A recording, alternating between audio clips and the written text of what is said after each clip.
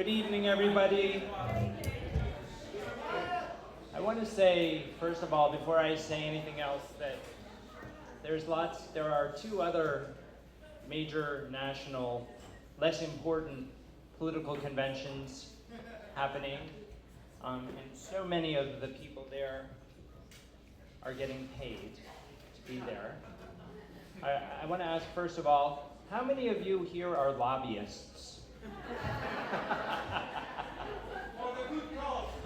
Yes, we're all lobbyists in our own way. But my point is that I suspect very few of us in the room are being paid to be here. And what I want to do is thank you all for coming from wherever you've come from, because you care about our country and our planet and our world and our people.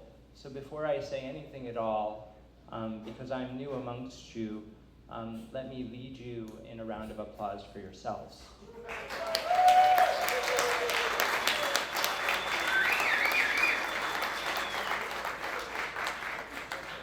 I'm best known for a film and a book that I wrote called No Impact Man.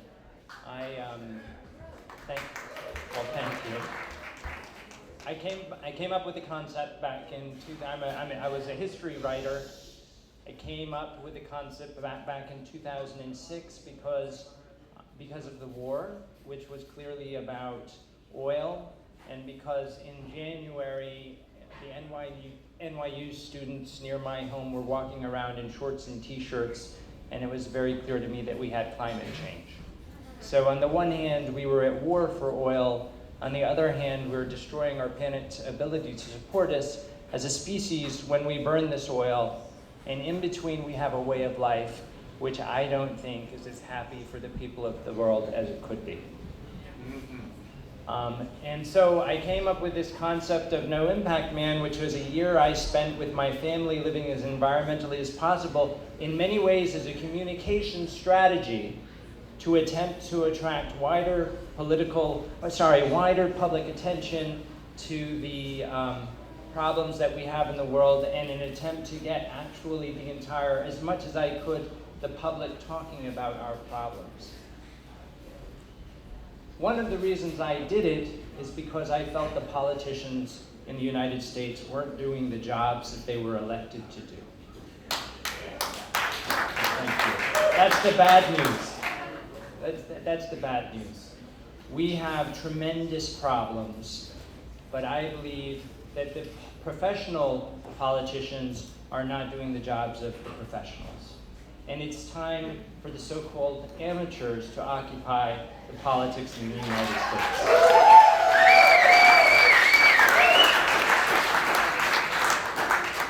I'm running for the 8th Congressional District of New York State, Central Brooklyn, because I believe that both the Republican Party and the Democratic Party are in the pockets of the major corporations of this world. That no longer is either party able to represent the interests of the people who vote for them. And not only that, but that the people who vote for them or who don't even turn up to the polls, realize that our democratic institutions are no longer representing them. And the opposite of what we need is happening, in that people's disenchantment is disenfranchising them. Yeah. People are moving away from our democracy at exactly the time when we need them to be moving back in. Thank you. I'm running on the grounds that it's time to occupy politics with people instead of money. My belief is that politics abhors a vacuum, and it will get filled with something if there's nothing there. And this is not the entire answer to getting the corporations out of politics, but one way to help to get corporations out of politics is to get the people back in. Yeah. Thank you. So I'm running on the grounds that it's important to get as many volunteers as possible, to get as many people involved as possible. I'm running on the grounds that Our entire economy based on fossil fuels, the consumption-based economy is no longer working, that we should be subsidizing not corporations, but communities. The fundamental unit, thank you. The fundamental unit of our society is the local community, not the corporation.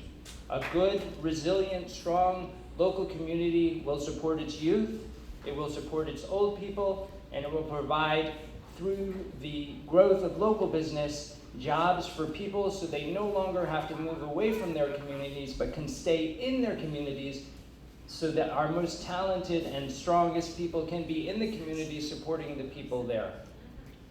Yeah.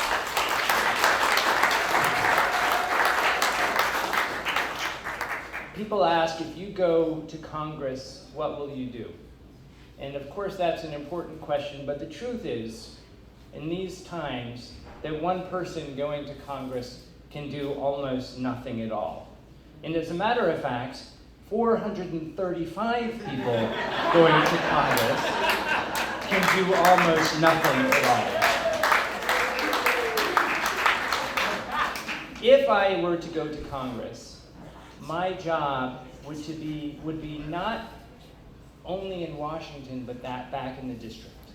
My job would be to build coalitions between the different communities, to get them to work together. And let me say this, for example, instead of having the 7, 8, 9, 10 different communities in my district all vying for their own charter school, hoping that their community can be the one that gets more resources than the other communities to have a decent school for their kids, my belief is that a politician should be back in their district, bringing all the communities together to fight for a good public school system for everyone.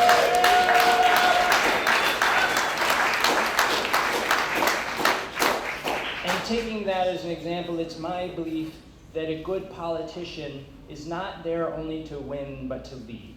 And so if I go to Congress, what I would be doing is spending a lot of time in my district building coalitions within the district so that I can bring the people with me, so that I could show that I have the support while other Congress members might have the support of the corporations, that I have the support of my people, and then I would be at Congress working with other Congress people who feel similarly to me and building coalitions between different groups of people throughout the nation and bringing all of those people to Washington, D.C.